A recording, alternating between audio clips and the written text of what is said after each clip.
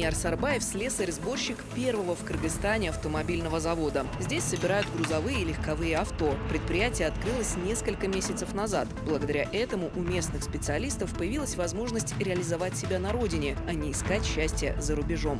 До этого я работал на станции техобслуживания, хотя успешно окончил политехнический университет по направлению машиностроения.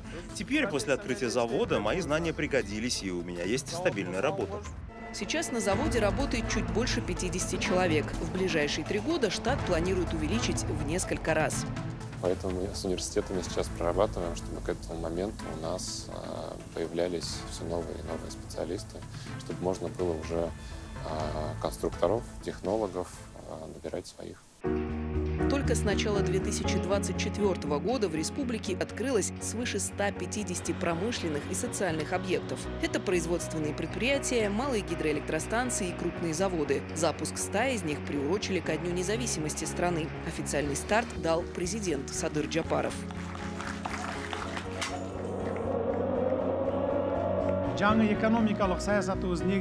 Сегодня мы не просто открываем новые заводы и фабрики, но отмечаем начало новой эпохи, которая обеспечивает независимость в нашей промышленности. Эти предприятия создадут новые рабочие места, внесут значительный вклад в рост экономики, улучшение качества жизни народа и повышение технологического уровня страны. За почти 4 года Кыргызстан побил все свои экономические рекорды. Рост ВВП ежегодно выше 7%. Государственный бюджет увеличился более чем в 2 раза. Этот рывок уже называют экономическим чудом или прыжком Барса. Номинальный объем ВВП в прошлом году составил более 1 триллиона 200 миллионов сомов. В этом году, по прогнозам, достигнет 1,5 триллиона. За последние 3 года мы построили 2000 километров дорог. Возрождается промышленность. Из страны, которая не производила и гвоздя, мы превратились в страну, производящую автомобили. Запускаются и масштабные проекты, имеющие значение для всей Центральной Азии. Один из них – строительство крупнейшей гидроэлектростанции Камбарата-1. Реализация проекта уже началась, причем первую фазу Кыргызстан реализует за счет собственных средств. Камбарата-1 иштеп калса, Кыргызстанга да, Борбор Азияга да пайдалуу болот. Строительство ГЭС Камбарата-1 создаст возможности для решения проблем с орошением в соседних странах и внесет вклад в стабилизацию водно-энергетического баланса в регионе. Это также позволит импортировать электроэнергию, выработанную в летний период, в дальние зарубежные страны. Ожидается, что Камбарата-1 будет вырабатывать больше 5,5 миллиардов киловатт-часов электроэнергии в год. Еще один проект международного масштаба – строительство железной дороги Китай-Кыргызстан-Узбекистан. Маршрут сможет обеспечить доставку грузов из Кыргызстана и Китая в страны Центральной Азии, Ближнего Востока и Евросоюза. Ежегодная перевозка по нему составит от 7 до 13 миллионов тонн грузов. Документ, знаменующий начало реализации проекта, представители правительств 3 стран подписали в Пекине в июне этого года. Соглашение устанавливает принципы и механизмы сотрудничества, включая финансирование, строительство, эксплуатацию и техобслуживание железной дороги. Это очень важное историческое событие. Этот вопрос обсуждается с 1996 года. В 1997 году был подписан первый меморандум. От транзита мы будем получать выгоду. Кроме того, будет обеспечен короткий выход к океану и установлены торговые отношения со странами Ближнего Востока и Европы. Рост экономики и, соответственно, доходов государства позволил вкладывать средства и в социальный сектор. Ежегодно повышаются пенсии. Пособия и зарплаты учителей и врачей выросли практически в 2 раза. С 2020 года в стране построено и продолжают строиться около 300 новых школ. Развивается и сфера культуры. Реконструируются театры, закупается новое современное оборудование и музыкальные инструменты.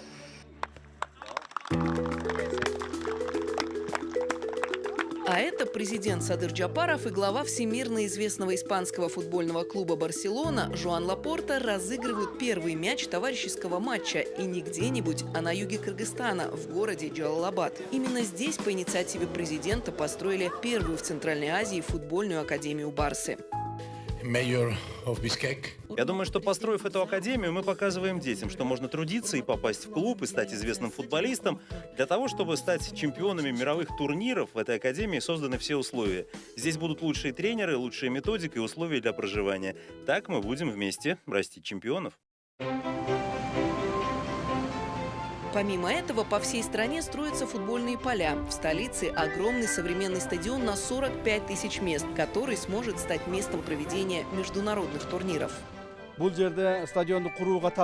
Следить за процессом строительства приехали архитекторы и другие специалисты из Англии и Турции. Мы планируем завершить строительство за 2 года. Стоимость объекта, по нашим подсчетам, составит около 60 миллионов долларов. Треть суммы уже есть. Внимание уделяют не только развитию футбола, но и других видов спорта. По всей стране открываются новые секции, расширяется финансирование подготовки спортсменов к международным соревнованиям. Как следствие, на Парижской Олимпиаде сборная Кыргызстана – одна из самых результативных в мире по соотношению количества медалей и участников. Благодаря успехам и достижениям кыргызских спортсменов на Парижской Олимпиаде на наших глазах создается новая глава в истории кыргызского спорта.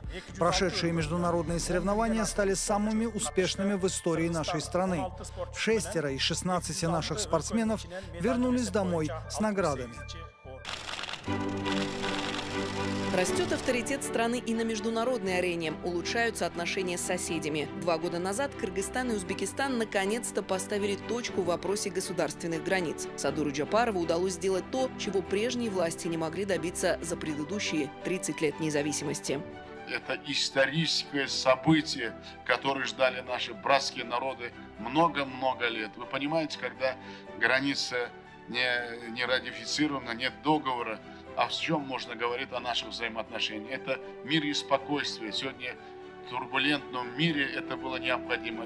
На этапе завершения и вопрос границ с Таджикистаном. Делегациями двух стран уже согласовано 94% сопредельных территорий. Причем все это путем переговоров. Дипломатические и экономические достижения Кыргызстана отметил даже генеральный секретарь Организации Объединенных Наций.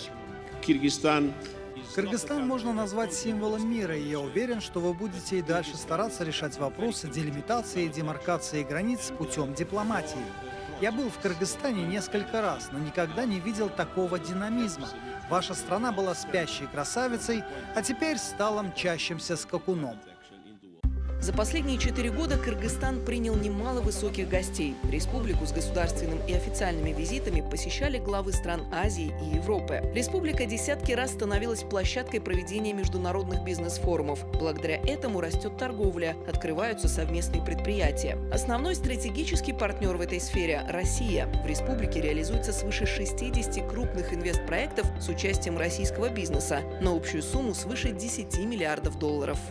По итогам 2023 года Россия является одним из ведущих торговых партнеров Киргизии. Наш удельный вес здесь 18,7%. И положительная динамика у нас сохраняется и в текущем году.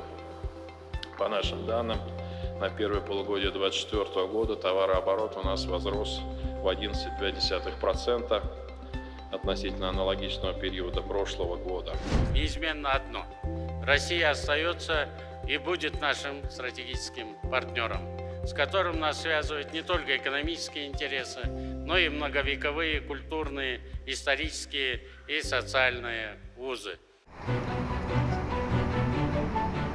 Москва. Ровно 100 лет назад здесь было принято судьбоносное для кыргызского народа решение. Постановлением Центрального исполнительного комитета СССР была создана Каракыргызская автономная область. Спустя век сюда же, в Москву, прибыла делегация уже независимого Кыргызстана во главе с председателем Кабинета министров, чтобы отметить это событие вместе. Мы союзники России, и то, что полным составом правительства Кыргызстана вместе с региональными руководителями, вместе со всем руководством администрации президента нашей страны по поручению главы нашего государства, уважаемого Садыру Нуродовича Джапарова, это тоже, я думаю, уже, мы можем говорить, стало таким историческим событием.